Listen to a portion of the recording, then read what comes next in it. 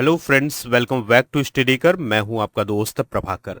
आज डिस्कस करेंगे daily current affairs में 13 जून 2022 के मोस्ट इंपॉर्टेंट करंट अफेयर्स के क्वेश्चन। लास्ट तक इस लेक्चर को सुनना है। लास्ट में कुछ क्वेश्चन पूछे आएंगे तो उनके आंसर आप कमेंट बॉक्स में जरूर दीजिएगा। अगर आपने अभी तक स्टडी कर को फॉलो नहीं किया है तो फॉलो कर लें और बेल आइकॉन जरूर दबा लें, जिससे आपको समय पर और सबसे पहले नोटिफिकेशन मिल सकेगी। पीडीएफ अगर आपको चाहिए तो पीडीएफ मिल जाएगा टेलीग्राम पर, लिंक डिस्क्रिप्शन बॉक्स में दिया गया है, तो वहां से आप इसका पीडीएफ आसानी से डाउनलोड कर सकते हैं। फर्स्ट क्वेश्चन डिस्कस करते हैं, ध्यान से सुनिएगा। हाल ही में यूरोपीय संसद ने कब तक नई पेट्रोल और डीजल कारों की बिक्री पर प्रतिबंध लगा दिया है? तो दोस्तों, जो यूरोपीय संसद है उसने 2035 तक जो नई पेट्रोल और डीजल से चलने वाली कारें हैं उनकी बिक्री पर प्रतिबंध लगा दिया है। ठीक है, इसके लिए जो यूरोपीय संसद है उसने एक प्रस्ताव को पारित किया है। तो इस कदम का जो उद्देश्य है वो है इलेक्ट्रिक वाहनों का तेजी से डेवलपमेंट करना, यानी कि जब पेट्रोल और डीजल से चलने वाली जो कारें हैं उन पर प्रतिबंध लगा दिया जाएगा तो लोग इलेक्ट्रिक वाहन जो हैं वो तेजी से खरीदेंगे, जिससे इलेक्ट्रिक वाहनों का तेजी से विकास होगा। इसके अलावा दोस्तों होगा क्या कि जो क्लाइमेट चेंज हो रहा है उसके खिलाफ भी लड़ाई को तेज किया जा सकता है, क्योंकि जो डीजल और पेट्रोल से चलने वाले वाहन होते हैं ये प्रदूषण अधिक करते हैं और जो इलेक्ट्रिक वाहन होते हैं ये प्रदूषण कम करते हैं। तो जो क्लाइमेट चेंज है उससे भी बचा जा सकेगा। तो इस प्रस्ताव को 27 देशों ने पारित किया है। बात करें अगर हम यूरोपीय संसद की, तो इसका हेडक्वार्टर कहाँ है? स्ट्रॉसबर्ग, फ्रांस में। और यूरोपीय संसद की जो स्थापना है वो 19 मार्च 1958 को की गई थी। ठीक है, चलिए फ्रेंड्स नेक्स्ट क्वेश्चन देखते हैं, इंपॉर्टेंट है, ध्यान से सुनिएगा। किस स्टेट गवर्नमेंट ने हाल ही में 12 नए संरक्षण भंडार और 3 वन्यजीव अभ्यारण्यों को मंजूरी दी है? तो उस स्टेट का नाम है महाराष्ट्र। तो महाराष्ट्र की जो उद्धव ठाकरे की सरकार है उसने हाल ही में 12 नए संरक्षण भंडार और 3 वन्यजीव अभ्यारण्यों को मंजूरी दी है। ठीक है दोस्तों, तो महाराष्ट्र सरकार ने राज्य वन्यजीव बोर्ड को मुख्यमंत्री उद्धव ठाकरे की अध्यक्षता में एक बैठक में 12 नए संरक्षण भंडार और 3 वन्यजीव अभ्यारण्यों को मंजूरी दी है। ठीक है दोस्तों, इन संरक्षित क्षेत्रों का जो क्षेत्रफल है वो लगभग 1000 वर्ग किलोमीटर होगा। यानी जो महाराष्ट्र सरकार है वो इसके माध्यम से लगभग 1000 वर्ग किलोमीटर के क्षेत्र को संरक्षित करना चाहती है।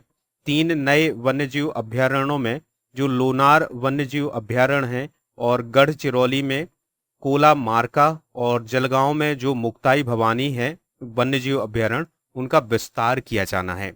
नए परिवर्धन के साथ साथ संरक्षण भंडार की संख्या यहां पर यानी महाराष्ट्र में 27 हो जाएगी। चलिए फ्रेंड्स नेक्स्ट क्वेश्चन देखते हैं, ध्यान से सुनिएगा। रूस और किस देश ने 10 जून 2022 को दोनों देशों के बीच पहली बार सड़क पुल का अनावरण किया है? तो दोस्तों, रूस और चाइना की जो नजदीकियां हैं वो लगातार बढ़ती जा रही हैं और उसी के पीछे एक कदम जो है वो अब दिखाई दे रहा है, जिसमें रूस और चाइना ने पहली बार एक सड़क पुल का अनावरण किया है संयुक्त रूप से। ठीक है, तो रूस और चाइना ने 10 जून 2022 को दोनों देशों के बीच पहले सड़क पुल का अनावरण किया है। अमूर नदी पर 1 किलोमीटर लंबा पुल रूस के ब्लागोवेस्चेंक शहर को उत्तरी चीन के हीहे से जोड़ता है। ठीक है, 2 ट्रैफिक लेन से मिलकर बना हुआ है यह पुल। तो दोस्तों याद रखिएगा, अभी हाल ही में किन 2 देशों के बीच पहले सड़क पुल का अनावरण किया गया है? तो रूस और चाइना के बीच। अगला प्रश्न है, ये भी इंटरनेशनल करंट अफेयर से रिलेटेड है, ध्यान से सुनते जाइएगा। इक्वाडोर, जापान, माल्टा, मोजाम्बिक और वह कौन सा देश है जो संयुक्त राष्ट्र सुरक्षा परिषद का गैर स्थायी सदस्य बना है, यानी अस्थायी सदस्य बना है? तो दोस्तों इस क्वेश्चन का जो आंसर हो जाएगा वो हो जाएगा स्विट्जरलैंड।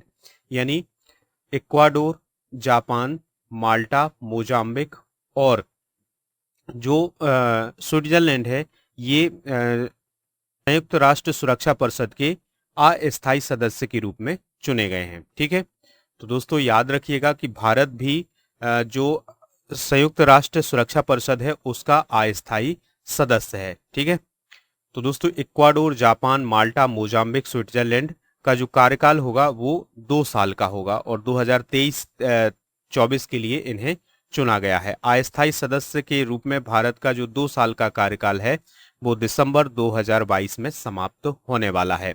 अल्बानिया, ब्राजील, गैम्बान, घाना और संयुक्त अरब अमीरात संयुक्त राष्ट्र सुरक्षा परिषद के अन्य गैर स्थायी सदस्य हैं, यानी अस्थायी सदस्य हैं। ठीक है दोस्तों, बात आई है यहाँ पर संयुक्त राष्ट्र सुरक्षा परिषद की यानी यूएनएससी की।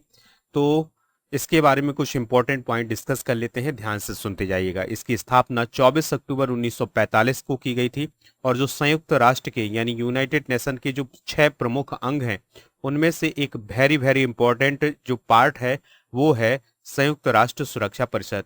इसके कुल 15 सदस्य होते हैं, जिसमें 10 अस्थायी सदस्य होते हैं और 5 स्थायी सदस्य होते हैं। ठीक है दोस्तों, यानी स्थायी सदस्यों का मतलब है कि वो कभी हटाए नहीं जा सकते हैं और अस्थायी सदस्यों का कार्यकाल 2 साल का होता है। तो दोस्तों आप कमेंट बॉक्स में बताएंगे कि जो संयुक्त राष्ट्र सुरक्षा परिषद है उसके 5 स्थायी सदस्य कौन कौन से हैं। ठीक है, चलिए फ्रेंड्स, अगला प्रश्न है, जिला कौशल विकास योजना में उत्कृष्टता के लिए पुरस्कारों का दूसरा संस्करण कहाँ आयोजित किया गया है? तो दोस्तों ये दिल्ली में आयोजित किया गया है। ठीक है, तो अभिनव सर्वोत्तम अभ्यासों के लिए सम्मानित किया गया है जिलों को। सभी भाग लेने वाले जिलों में टॉप 3 जिले, गुजरात में राजकोट का पहला स्थान आया है, असम में कछार का दूसरा स्थान आया है और महाराष्ट्र में सतारा का तीसरा स्थान आया है। ठीक है दोस्तों, यानी सर्वोत्तम कार्य करने के लिए जो टॉप 3 स्टेट के जो जिले चुने गए हैं वो कौन कौन से हैं? गुजरात का राजकोट, असम का कछार और महाराष्ट्र का सतारा।